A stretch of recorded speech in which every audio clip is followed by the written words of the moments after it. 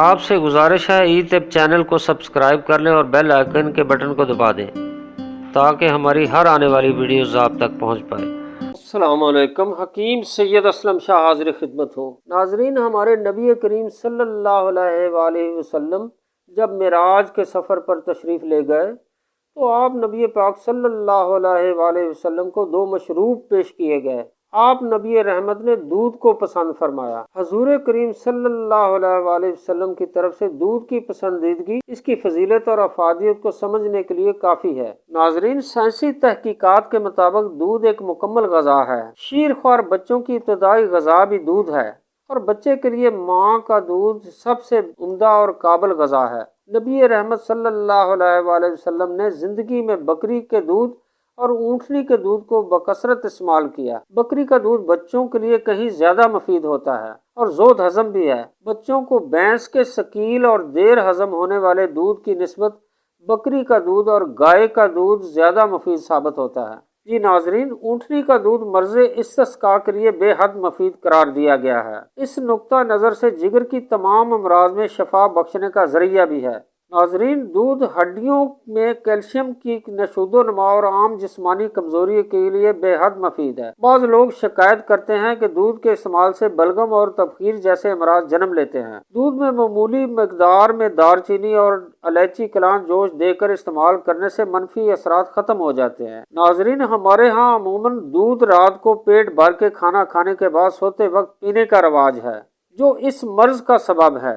اگر دودھ کو مکمل غذا سمجھ کر ناشتہ میں اور پچھلے پہر خالی معدہ استعمال کیا جائے تو دودھ ہضم بھی ہو جاتا ہے اور مذکورہ شکایت بھی ختم ہو جاتی ہے۔ جی ناظرین، دودھ انسانی اعضاء کی بنیادی ضرورت ہے۔ جلد کی شادابی ہو یا کھلی رنگت کا حصول، ہڈیوں کو مضبوطی دینا ہو یا حافظہ میں اضافہ مقصود ہو، دودھ مؤثر ترین ہے۔ دودھ سے ذہنی استدعا اور دماغی طاقت میں اضافہ انسانی جسم کی کارکردگی اور افعال دار و مدار اچھی ذہنی صحت پر منحصر ہے۔ ذہن صحت مند ہے تو جسم کے دیگر اعضاء بھی اپنی کارکردگی بہتر طریقے سے انجام دیتے ہیں۔ ناظرین، دودھ کی سب سے خاص بات اس میں وہ موجود اجزاء ہیں جو ذہنی بالیدگی اور نیورو ٹرانسمیٹر کو قابو میں رکھتے ہیں، جس کی وجہ سے دماغ حاضر رہتا ہے اور ذہانت میں اضافہ ہوتا ہے۔ چہرے کی دلکشی اور شادابی کا باعث دودھ اپنے اجزاء کی افادیت کی وجہ سے مشہور نہیں ہے، بلکہ اپنی رنگت کے باعث انفرادیت بھی رکھتا ہے۔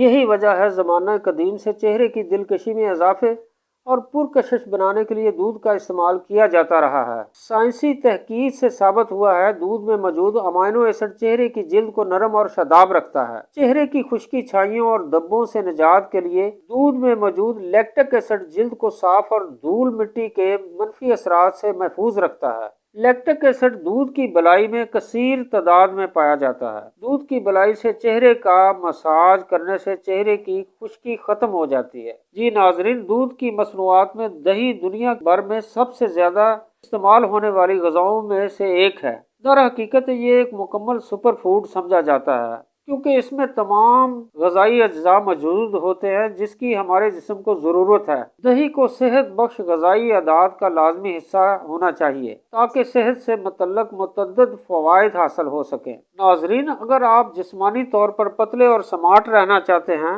اور جم جانے کے لیے وقت نکالنا مشکل ہے یا کسی مخصوص غذا میں محدود رہنا چاہتے ہیں تو دہی کو کھانا معمول بنا لینے سے مقصد حاصل کیا جا سکتا ہے۔ یہ vitamin, protein, calcium, potassium, phosphorus اور زنک سے بھرپور ہوتا ہے۔ بہت کم افراد دہی کے متعدد چھپے ہوئے فوائد کا علم ہوتا ہے۔ جی ناظرین، دودھ اور دہی کے مختصر فوائد آپ کی خدمت میں پیش کیے۔